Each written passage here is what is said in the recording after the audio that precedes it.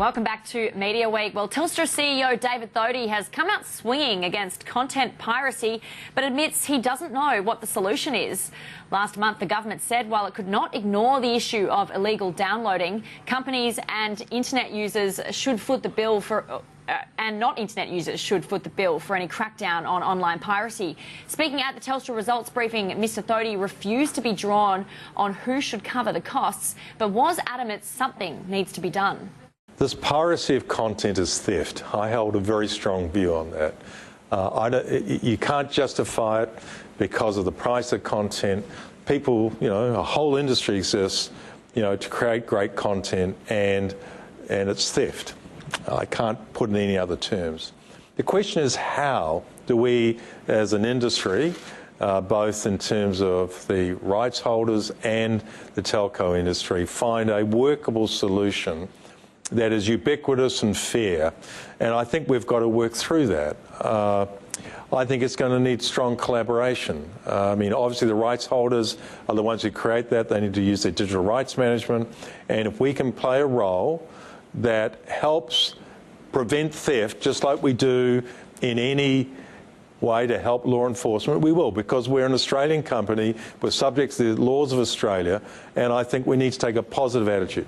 There are problems with every solution. I don't have the answer yet, but I'm willing to sit down and try and find an answer for the good of all Australians, and that's what we're going to do as we move forward.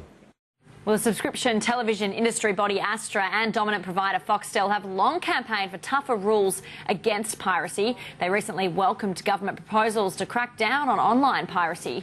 Well, to give us an update on this and the many other issues for the industry, we're joined now by Chief Executive of Astra, Andrew Maiden. Andrew, great to have your company in the studio today. Glad to be here. So piracy, obviously a key discussion point lately, and this is very significant to you. You spend a lot of time fighting it. Talk us through it. Well, David Thodey's right to say it's a huge problem, and one of the issues we have in dealing with it is that a lot of Australians don't understand the impact that piracy has on the industry.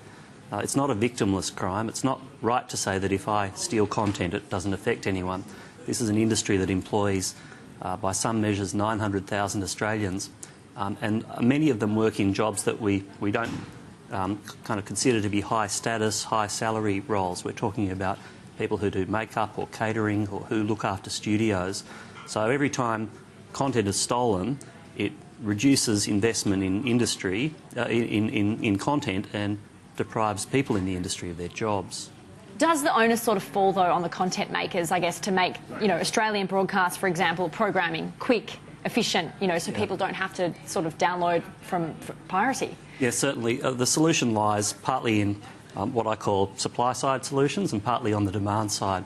On the supply side, it's true that content owners need to make their content available cheaper and faster. And already in the last year or so, you've seen the subscription TV industry take some measures to do that.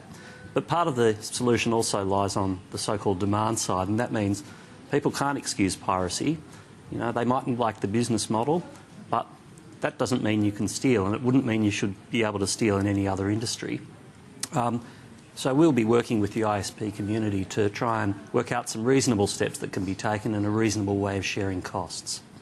Andrew, piracy is one thing the government can help you with. There's a whole bunch of other things. Minister Turnbull's meeting with media chiefs in the next week or two.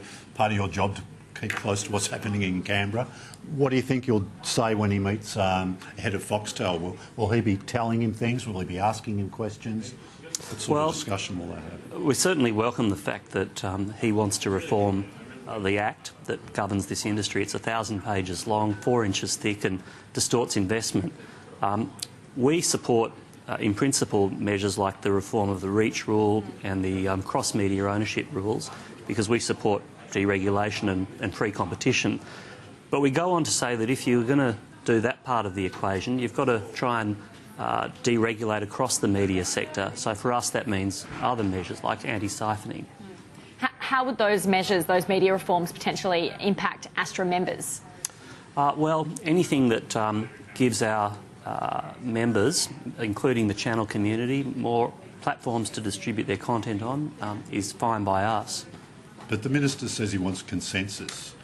So, and we've been talking about this for a long time, haven't we, your predecessors? And do you think we're getting close to seeing something happening, or are we still in discussion stages, and Well, we might be here in 20 years if we're waiting for entire unanimity, but I think there is a growing degree of consensus across industry that a deal can be reached that delivers some benefits to all parts of the industry, to all sectors.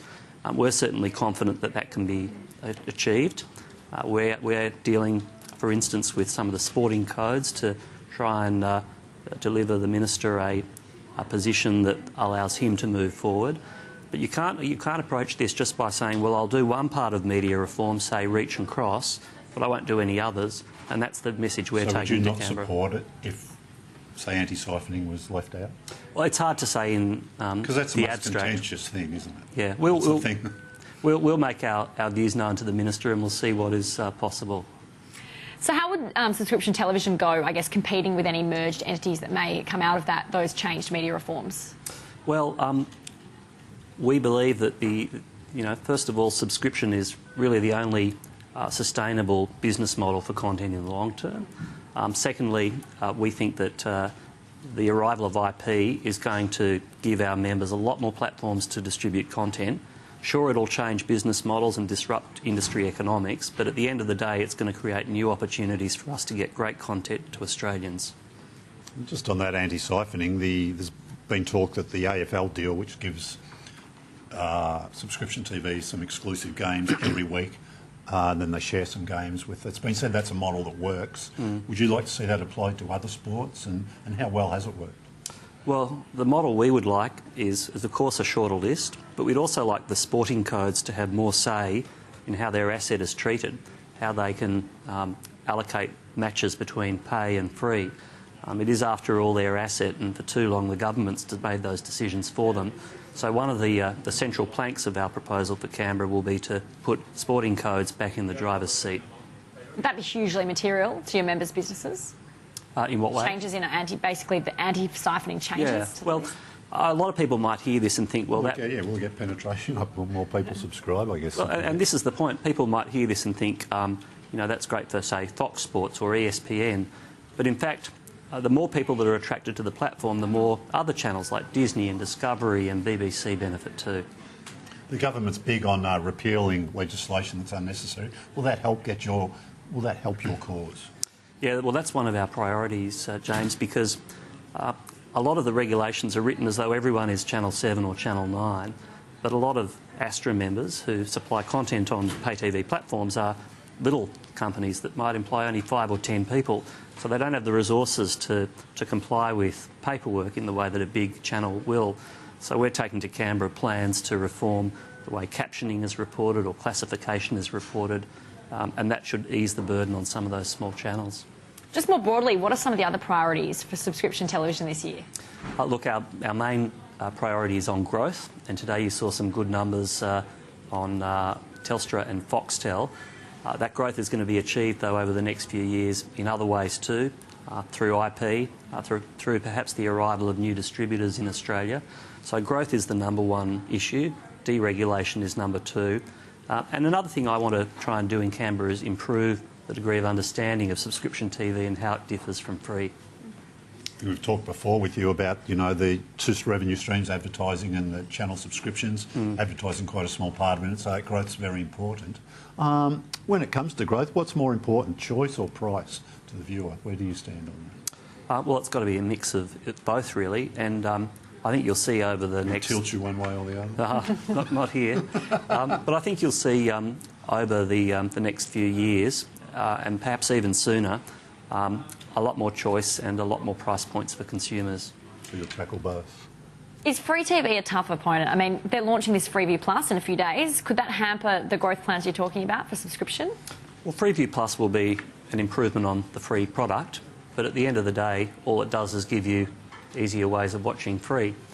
Subscription TV prides itself on being different, on being more creative and bolder and investing more in content. And over the foreseeable future, we think that the shows that people really want to watch, Breaking Bad and the rest, are going to be found on subscription TV, and for that reason we're pretty confident about the future, notwithstanding free TV's new product. Before we let you go, let's talk about your conference, first week of September. Game of Change is the theme this year. How well have you been playing the game so far? Well, the reason we chose that theme for the conference is that we could see the arrival of IP is going to fundamentally change our industry. New platforms, changed business models, new industry economics. And people might wonder whether TV will just face the same value destruction that the music industry, for instance, did. But the point we want to make at this conference is that we're actually co-opting this change and seeking to own it, not to be a victim of it. And so over the next few months you'll see evidence of us acting on that. All right, we'll have to leave it there, but Andrew Maiden, CEO of Astra, thanks so much for joining us on the show today. Pleasure. We do have to take a quick break here on Media Week, but coming up, details of the latest readership results for print media. That's next.